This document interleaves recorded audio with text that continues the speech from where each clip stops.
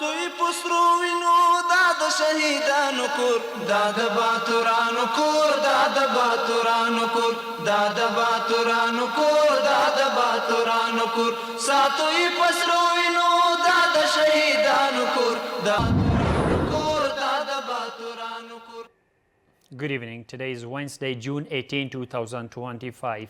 I'm Suleiman Talash and you're watching English News Bulletin from RTA News. Let's dive into today's news updates from the country and beyond. The ambassador of the Islamic Emirate to Turkey, Mohammed Zubair Wadan, held a meeting with Khurshid Yildirim, the Turkish Deputy Minister of Justice. According to the Afghan embassy in Turkey, the discussions focused on enhancing bilateral relations and addressed the situation of Afghan prisoners in Turkey, including their potential transfer back to Afghanistan. Overseas, the international media reports indicate that Iran's recent missile attacks on Israel have ignited a continuous exchange among Israel cabinet members. In a striking video circulated on social media, Israel's National Security Minister Itamar Ben-Gvir confronts the defense minister, pressing him on the actions that provoked Iran's aggression. Iran carried out large-scale missile attacks on Israel last night, with videos capturing the moment the missiles were launched and striking the occupied territories.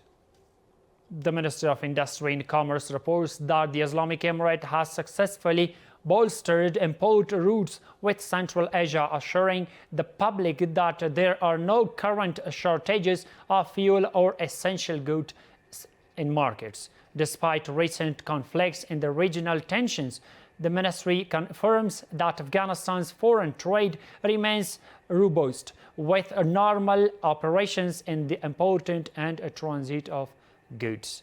Here is the rest of the story. The Ministry of Industry and Commerce has announced that Afghanistan's foreign trade is progressing uninterrupted despite ongoing regional conflicts and rising tensions. The spokesperson of the ministry emphasized that the flow of imports, transit corporations, and supply of goods in domestic markets continue to function normally, highlighting the resilience of the country's trade infrastructure in challenging times. Despite recent tensions and conflicts in the region, Afghanistan's foreign trade continues uninterrupted. No unusual changes in the prices of essential goods have been recorded nationwide, and rates remain in line with established indicators. The Ministry of Industry and Commerce has declared that the nation's economy remains stable, emphasizing that proactive measures have been implemented in collaboration with relevant institutions to curb economic losses and prevent hoarding. Given the importance of a stable supply of raw materials and essential items, the Islamic Emirate of Afghanistan has strengthened its import routes from Central Asian countries and activated alternative capacities. Accordingly, there is no concern about shortages of fuel or other necessary goods in the market. Analysts suggest that while the ongoing conflict in the region poses significant challenges for the economic stability of the neighboring countries, Afghanistan may find opportunities to address its needs through alternative means. Despite the turmoil, there is potential for innovative solutions that could help the nation navigate the difficulties imposed by a protracted war. Our relations with the Central Asian countries of Uzbekistan, Turkmenistan, Kyrgyzstan or Kazakhstan are very good and stable, and much of our trade and exports and imports go through these routes. These are the steps that have been taken by the leadership of the Islamic Emirate. On the previous day, the Ministry of Finance announced that Afghanistan's customs and trade relations with Iran will proceed without interruption. Officials confirmed that the loading of Afghan trade goods at the port of Bandar Abbas is ongoing smoothly, ensuring the continued flow of commerce between the two countries. The European Union office in Afghanistan announced the arrival of a new humanitarian aid package in Kabul. The shipment, which includes 100 tons of essential goods, was transported to the country through a dedicated air corridor. The said aid is a part of ongoing efforts to support the Afghan population amid ongoing challenges.